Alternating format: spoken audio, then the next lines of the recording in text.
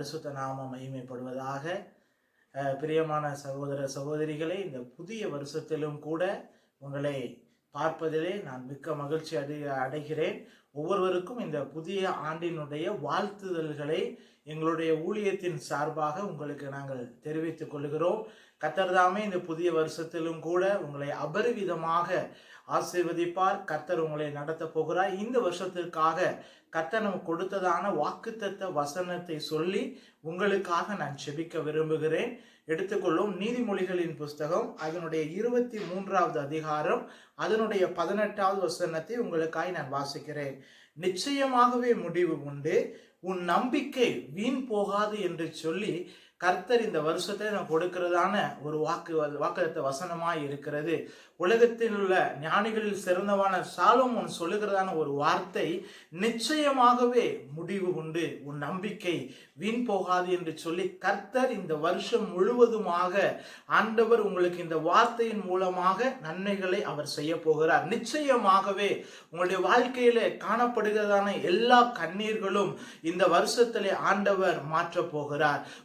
உங்களுடைய வாழ்க்கையிலே காணப்படுகிறதான சில துக்கங்களுக்கு ஒரு முடிவை கர்த்தர் கொண்டு வர போகிறார். ஒருவேளை நீங்க வியாதிகள் இதுவரைக்கும் நீங்க கஷ்டப்பட்டு கொண்டு இருக்கிறீங்களா, அதற்கு ஒரு முடிவை கர்த்தர் இந்த வருஷத்துல ஒரு பரிபூரண ஒரு சுகத்தை கொடுத்து கர்த்தர் நிச்சயமாகவே ஒரு விடுதலை தரப்போகிறார். நாம் பிரசங்கியில பார்க்கிறோம், ஒரு ஆரம்பத்தின் நாளின் துவக்கத்தை பார்க்கிலும் முடிவு சம்பூரணமாய் இருக்கும் என்று சொல்லி பார்க்கிறோம். ஒரு மனிதனுடைய வாழ்க்கையில ஒரு முடிவு என்பது ஒரு மிகப்பெரிய ஒரு காரியமா இருக்குது பிரியமானவர்களே. அப்ப இந்த வருஷத்துல நீங்க என்னென்ன காரியத்துல எல்லாம் இதெல்லாம் நடக்கணும் என்று சொல்லி நீங்க எதிர்பார்த்து இருக்கீங்களோ அந்த காரியத்தில் எல்லாம் கர்த்தர் ஒரு முடிவை ஆண்டவர் தரப்போகிறார். அது உங்களுடைய எதிர்கால வாழ்க்கையா இருக்கலாம், உங்களுடைய பிள்ளைகளுடைய வாழ்க்கையா இருக்கலாம், அதெல்லாம் கர்த்தர் ஒரு முடிவை தருவார். வசனத்துல பார்க்கிறோம், நிச்சயமாக முடிவு ஒரு நம்பிக்கை வீண் போகாது. அப்ப உங்களுடைய நம்பிக்கைய நீங்க கர்த்தர் மேல நீங்க வைக்கிறவர்களா இருக்க வேண்டும்.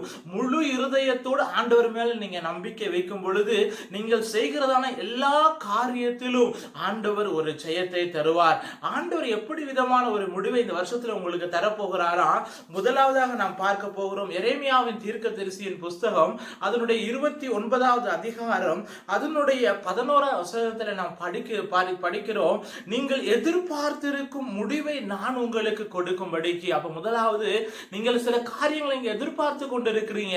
இந்த இடத்துல பார்க்கிற இஸ்ரவேல் ஜனங்கள் பாபிலோனில 70 வருஷம் அடிமைகளாய் இருக்கும் பொழுது ஆண்டவர் அவர்களுக்கு சொன்னதான நல்வார்த்தைகளை நிறைவேற்றும்படியாகத்தான் இந்த தீர்க்க தரிசன வார்த்தை கடந்து வருகிறது. இன்றைக்கும் இந்த வீடியோ நீங்க பார்த்து கொண்டிருக்கிறீங்க. கர்த்தர் உங்களோடு கூட சொல்லுகிறான ஒரு காரியம், ஆண்டவர் உங்களுக்கு சொன்ன நல்வார்த்தைகள், ஆண்டவர் உங்களோடு கூட பேசின சில வாக்குத்தத்த வசனங்கள், சில காரியங்களை எல்லாம் இந்த நல்வார்த்தைகள் எல்லாம் இந்த வருஷத்துல இந்த 2025 ஆண்டு நிறைவேற்ற போகிறார். உங்களுடைய எதிர்பார்ப்புகள், முதலாவது உங்களுடைய எதிர்பார்ப்பின் முடிவுகளை ஆண்டவர் நிறைவேற்றுவார். இஸ்ரவேல் ஜனங்கள் பாபிலோன்ல இருக்கும் பொழுது ஆண்டவர் சொன்னார், நீங்க எருசலேமுக்கு நான் உங்களை திரும்பி கொண்டு வருவேன் என்று சொன்னார். ஆண்டவர் அதே போல சிறையிருப்பை மாற்றினார். இந்த 2025 முதலாவது காரியம், உங்களுடைய எதிர்பார்ப்பின் முடிவுகளை, எதிர்பார்த்திருக்கிற முடிவுகளை கர்த்தர் உங்களுக்கு தருவார். இரண்டாவது காரியம், அந்த வசனத்தில் வாசிக்கிறோம், நான் உங்கள் பேரில் நினைத்திருக்கிற நினைவுகளை அறிவேன். பிரியமானவர்களே, இந்த 2025 ஆண்டவர் உங்களுடைய வாழ்க்கையில சில நினைவுகளை ஆண்டவர் வைத்திருக்கிறார். மனுஷன் உங்க மேல பலவிதமான நினைவுகளை வச்சிருக்கலாம். அவன் ஒரு வழியா ஏதாவது ஆகிருவான், அவனுக்கு ஒண்ணு நடக்காது என்று சொல்லி பலவிதமான நினைவுகளை உங்களுடைய வாழ்க்கையில வச்சிருக்கிறார். ஆனா கர்த்தர் உங்க மேல சில நினைவுகளை வைத்திருக்கிறார். அந்த நினைவுகளை எல்லாம் கர்த்தர் உங்களை நிறைவேற்ற போகிறார். பிரியமான பிள்ளைகளே, அது என்ன, ஆண்டவர் ஆண்டவரை பார்க்கும் பொழுது ராகேலை ஆண்டவர் நினைத்தருளினார். அதே போல இன்றைக்கு உங்களையும் ஆண்டவர் நினைத்தருளுவார். ஆண்டவர் நோவாவை நினைத்தருளினார். அதே போல உங்களையும் கர்த்தர் நினைத்தருளுவார். பிரியமானவர்களே, அவர் உங்கள் மேல் நினைத்திருக்கிற நினைவுகளையும் அவர் அறிந்து அதையும் இந்த 2025 அவர் உங்களை கொண்டு என்ன காரியம் செய்ய வேண்டுமோ அந்த காரியங்களை எல்லாம் ஆண்டவர் நிச்சயமாகவே அவர் நிறைவேற்றுவார். நீங்க கர்த்தர் மேல நம்பிக்கையா இருங்க.